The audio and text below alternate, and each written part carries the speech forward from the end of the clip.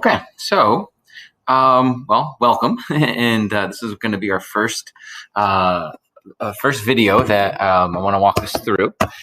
And some of this you might from last year honors advanced algebra, some of you might not. And so the nice thing is that if there are examples that you think, oh, I remember this, I recognize this, then you don't have to watch the video. You could do it, fast forward, and find out, oh yeah, I did it right. But if you don't remember, then obviously this is a good refresher. So like a lot of what we're going to do at the beginning here is dealing with different kinds of functions, and quadratics is one of the first ones.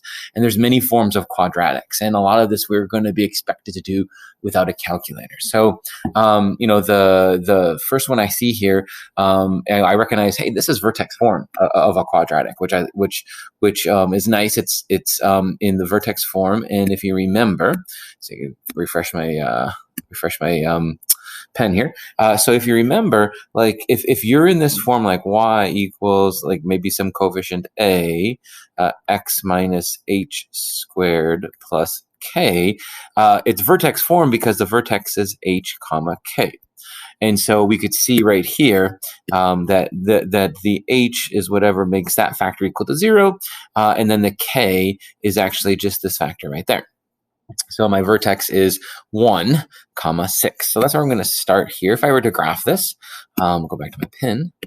Okay, so I'll go over 1 up 6 and put my vertex. Now, one thing I notice is I do have a negative value, right? So I know it's opening down, and it's a coefficient of 2.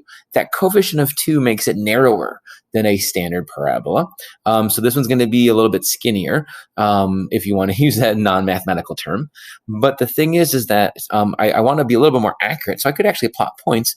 Like I can put in the point 0, if I were to make like a table of values. So, with x and y, we already know like 1, 6 is there. I could put in 0, and then, 0 squared, or 0 minus 1 is negative 1 squared is still 1. Make it negative, add 6, it's a 5. So I know,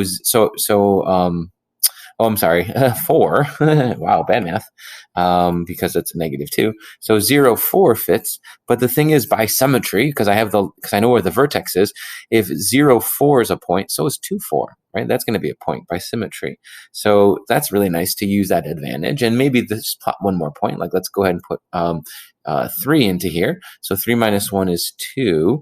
2 squared is 4, but making it negative is, times that negative 2.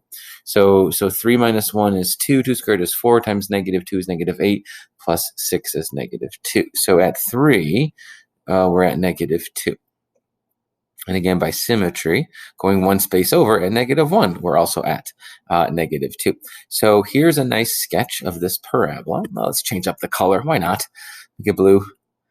Okay, and it's just a sketch, but it's actually a pretty accurate sketch because I was able to actually, plot points. And do you have to label these? Well, you should get in the habit of labeling that, but at the same time, since I'm on a coordinate system and it's pretty accurate, I don't necessarily need to. I also have a table of values here. I know it's the vertex there. That's a maximum point. I've got this line of symmetry going through that I use, just kind of refreshing your memory here. That's an equation that's x equal to 1. That's a vertical line of symmetry.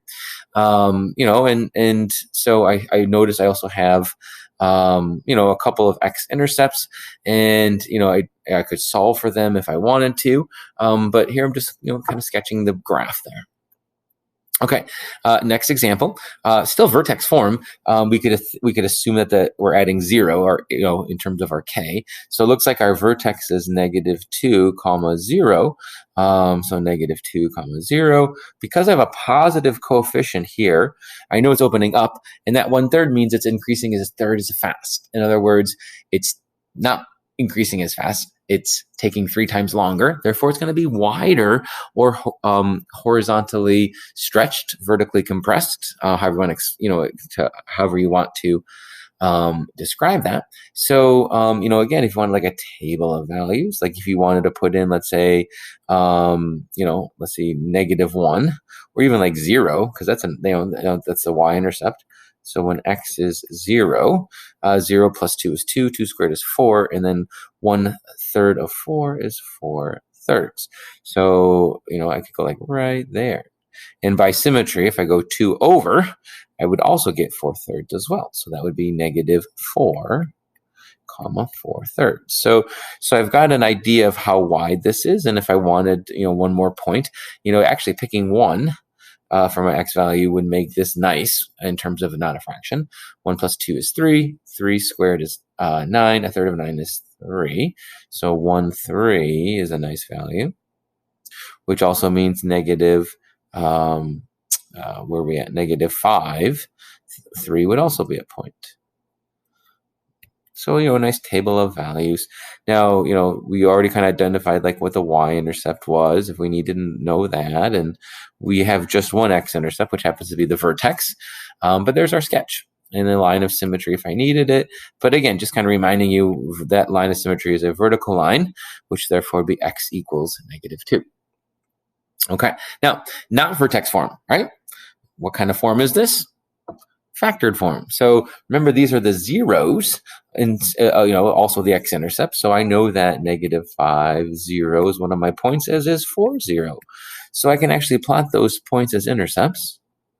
And -5, and then there it is. Sorry, and I know it's opening up because it's a positive coefficient, assumed 1, and then our vertex actually is halfway, right? Because there's a line of symmetry halfway between -5 and 4. So if we were to average those, -5 plus 4 divide by 2, that's -1/2. So at -1/2, I know I've got my line of symmetry.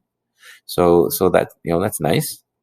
So, x equals -1/2. And if you want to know what the y coordinate is, you'd have to actually, plug it into the function. So if I put -1/2 in for x, add 5, that's 4.5. And if I put -1/2 into 4, or -4, that's -4.5. Well, that's 9/2 times -9/2, which is equal to -81/4, which is like -20.25. So it's pretty far down here off my chart. So then, if that's the case, it's just a sketch. You can draw that, and then you'd want to label that point down here. Since I don't have the graph to go all the way down there, -1/2, -81/4, I should say. Okay, excellent. And then, we have another one here. In part D is not in factored form, not in vertex form.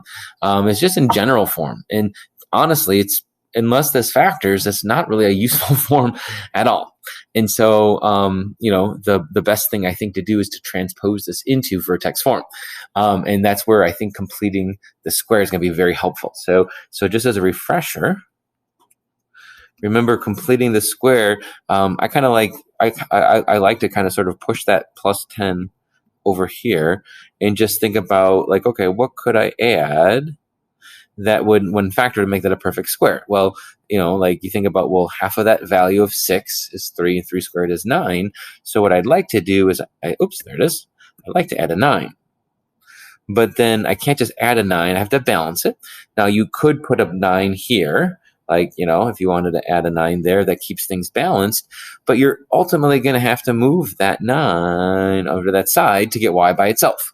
So a lot of times when I teach completing the square, rather than balancing the 9 to the other side, I just immediately subtract 9 so that my net change between these two is 0, right? And you could add 0, right? You're adding a fancy 0, and adding 0 doesn't change the identity of your problem. So that's the whole point. You don't want to change the problem.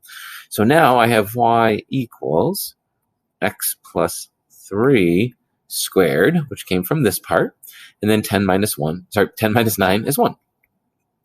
So now I've got vertex form. I know the vertex, right? Our vertex is -3, 1. So I go -3, up 1. I know it is opening up because of a positive coefficient.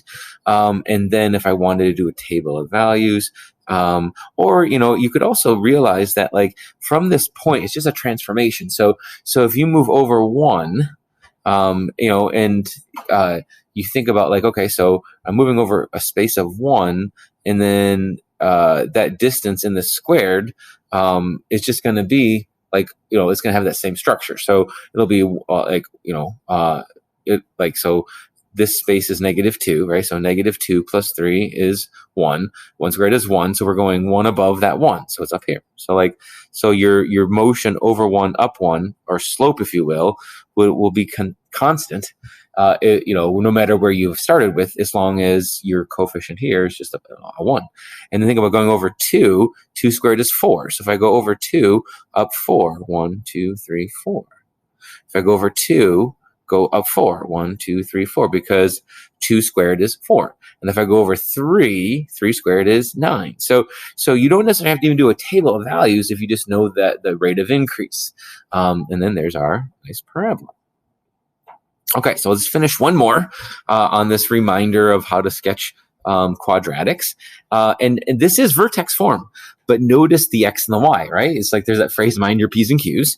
Notice the x and the y are switched. And that just means that this parabola does not represent a function when graphed, and that's okay.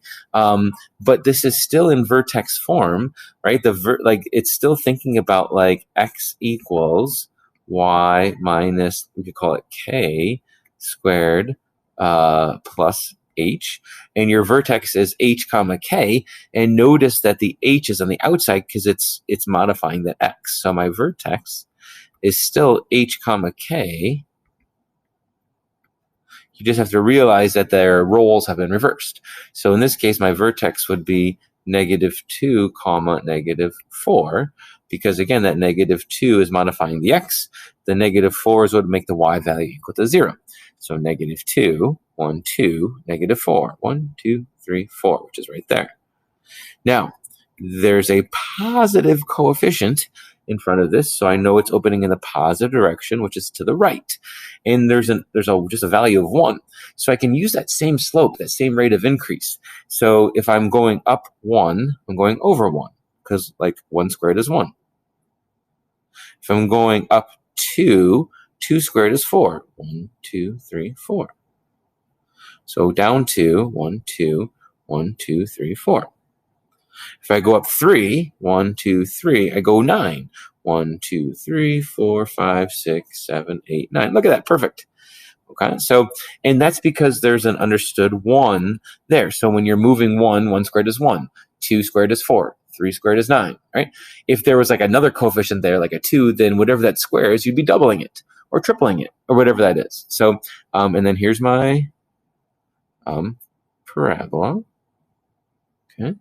And then just for, just good measure, notice this also has a line of symmetry, right? Y equals -4, because it's a horizontal line. Okay, so a lot of information there on these graphs. And it's sort of the expectation that you can do these pretty fluently and pretty efficiently and clearly and obviously without a calculator. So I'm hoping that this kind of jogs your memory, and go back, rewatch the videos if you have any other, the examples on this video if you have a question. Guys, continue working on the notes, and then we'll just keep working, and there it is. And then we'll just go through the next examples.